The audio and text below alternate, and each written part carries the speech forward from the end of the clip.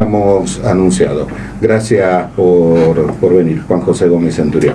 No, al contrario, gracias por la invitación. Es un placer estar acá siempre que vengo a Jujuy. ¿Por qué sigue haciendo política?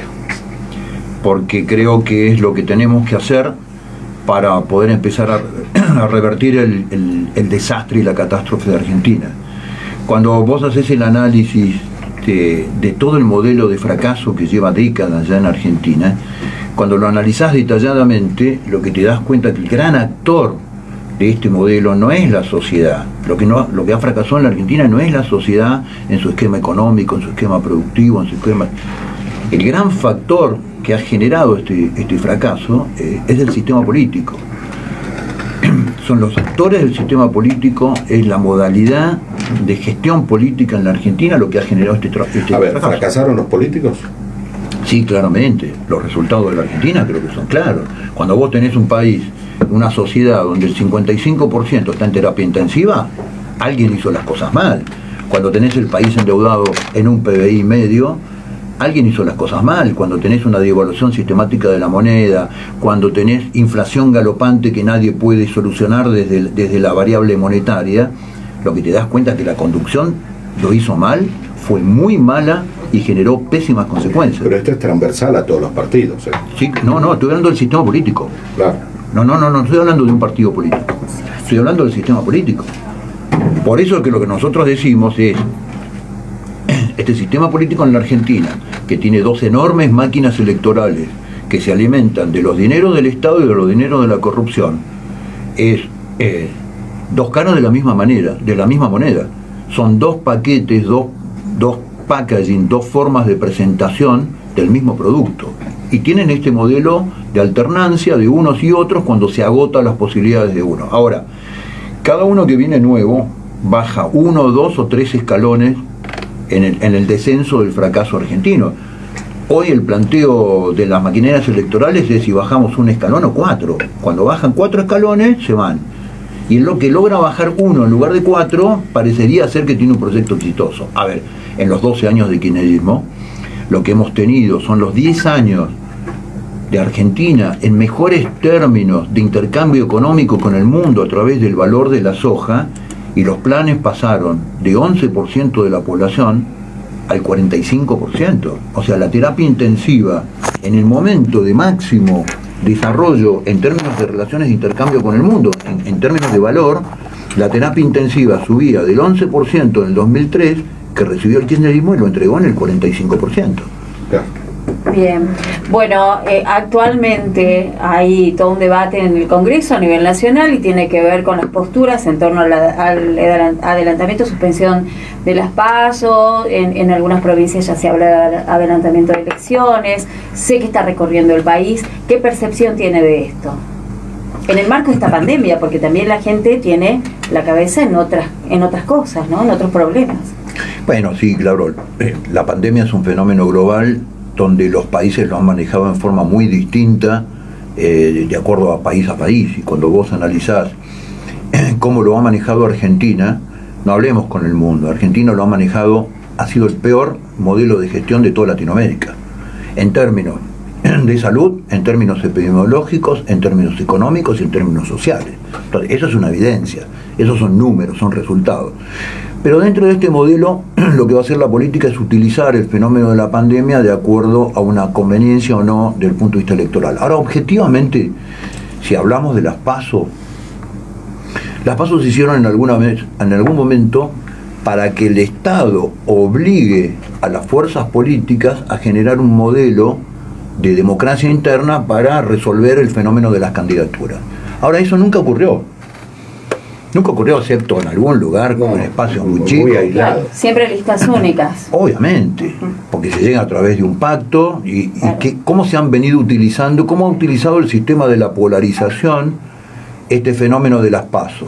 Bueno, lo utiliza como una encuesta previa, porque entonces ahí empieza a meter el ganado dentro de los dos corrales y desecha cualquier otra propuesta política a través del fenómeno de las PASO. Las PASO le generan a los partidos, nos genera a los partidos que no tenemos empleados públicos, que no tenemos presupuesto, que no tenemos ñoqui, que no tenemos sponsor, que no tenemos plata negra adentro del modelo de gestión de partidos, 2 campañas, un esfuerzo fenomenal.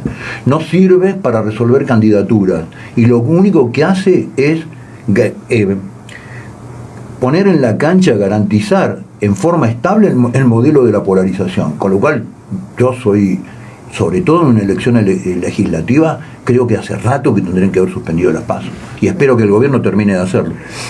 Pasa que yo tengo la sensación que la política está para resolver los problemas de los políticos, que la política está muy lejos de tratar de resolver los problemas de las personas que viven en este país, muy lejos. Ese es el enfoque de disvalor que ha tenido la política en los últimos 40 años. La política es la herramienta para gestionar el bien común, la herramienta natural para gestionar el bien común, el orden de lo político. A lo que hemos tenido, como vos decís, son décadas de una casta que además se transformó en casta dinástica. Los políticos mamarrachos nos dejan los hijos mamarrachos y a veces nos dejan la mujer mamarrachos, digamos, ¿no?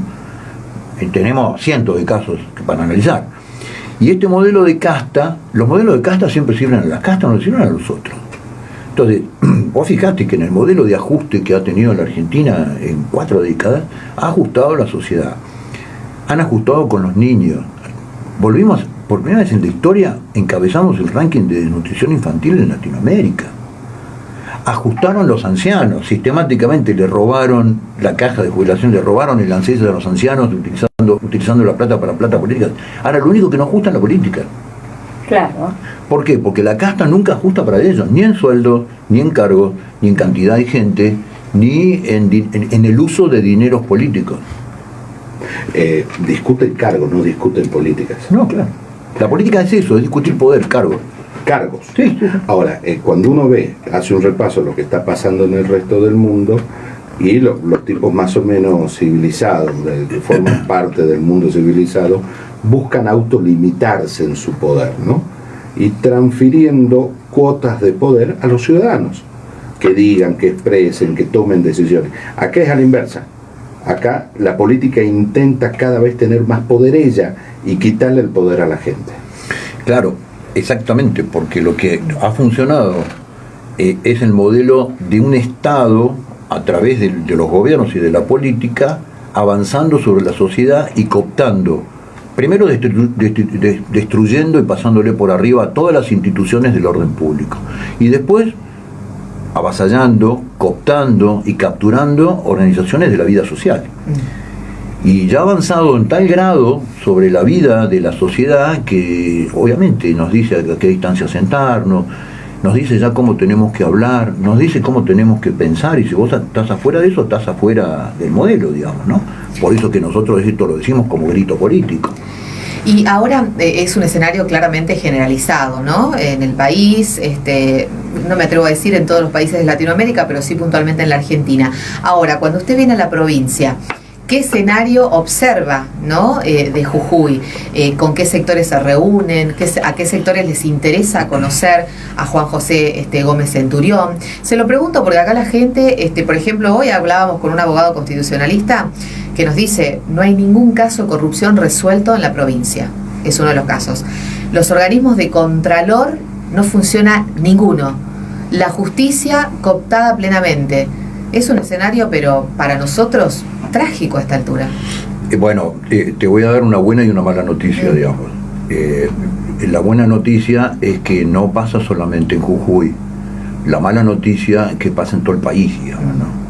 O sea, Jujuy no puede escapar como proyecto de provincia al desastre de la Argentina. Claro, pero Jujuy, a diferencia de todas las provincias argentinas, se ha endeudado en los últimos 5 años con moneda extranjera de una forma alarmante. Sí, claro, seguramente 1.200 millones de dólares. Claro, seguramente se puso al nivel de provincias que ya están, no pueden tomar más deuda porque ya están endeudadas históricamente. Pero además, el poder político ha captado mucho a la justicia. Y la justicia es lenta para algunas situaciones, ¿no? Tenemos una vicepresidente con 11 procesamientos. O sea, no quiero en esto minimizar el problema de Jujuy. Lo que digo es que Jujuy no puede escapar al fracaso y a la debacle argentina. La última vez que yo estuve acá, me preguntaba acá el señor ¿qué tiene para Jujuy como proyecto? Y Jujuy lo que necesita como proyecto es un proyecto de nación, porque si no Jujuy no puede sola.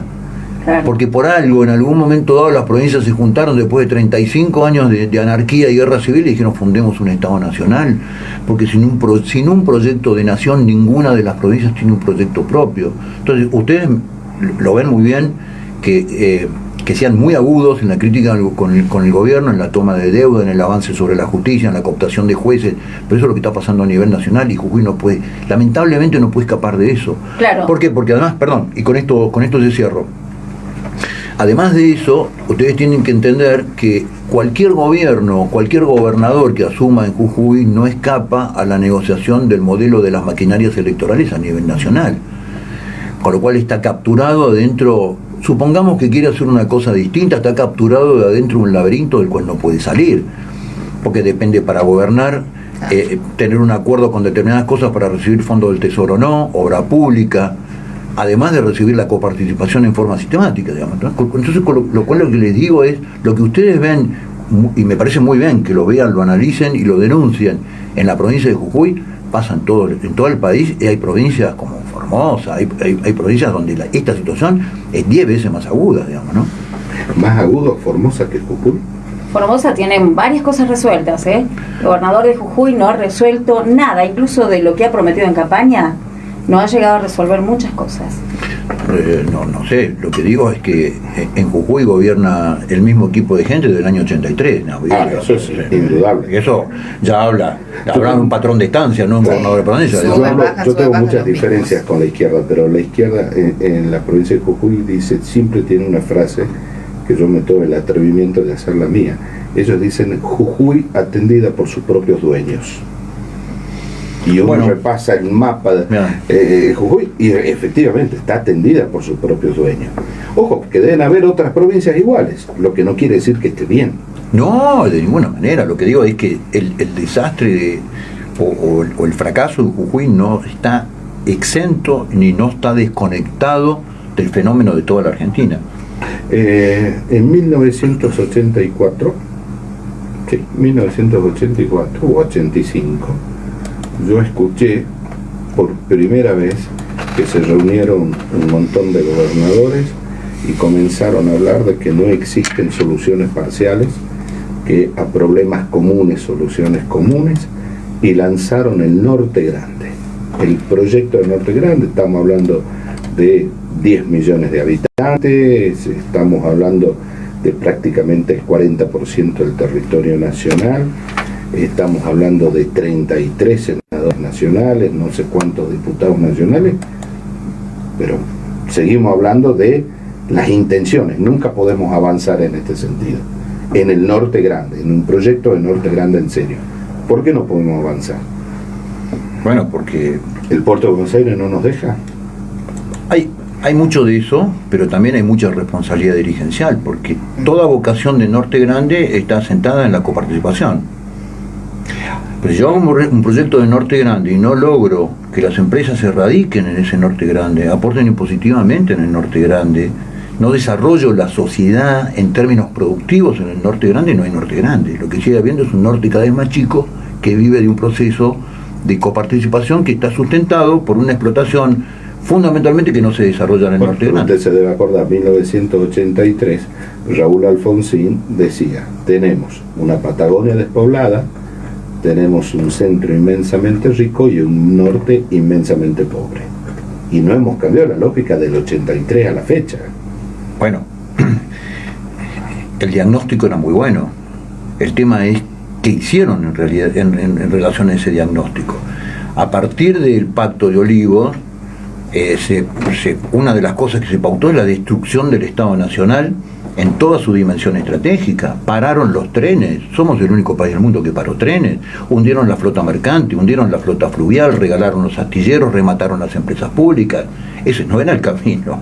No, claramente. Claramente no era el camino. Destruyeron y Alfonsín es uno de los responsables de este modelo de cómo terminó el Mercosur, que fue una división internacional de las tareas en Sudamérica que destruyó la producción en Argentina. La producción del acero pasó para Brasil, detrás de un pacto aduanero que lo único que sirvió es para fabricar autos en conjunto y de acuerdo a cómo va el cambio, fabricar las piezas de un lado o del otro.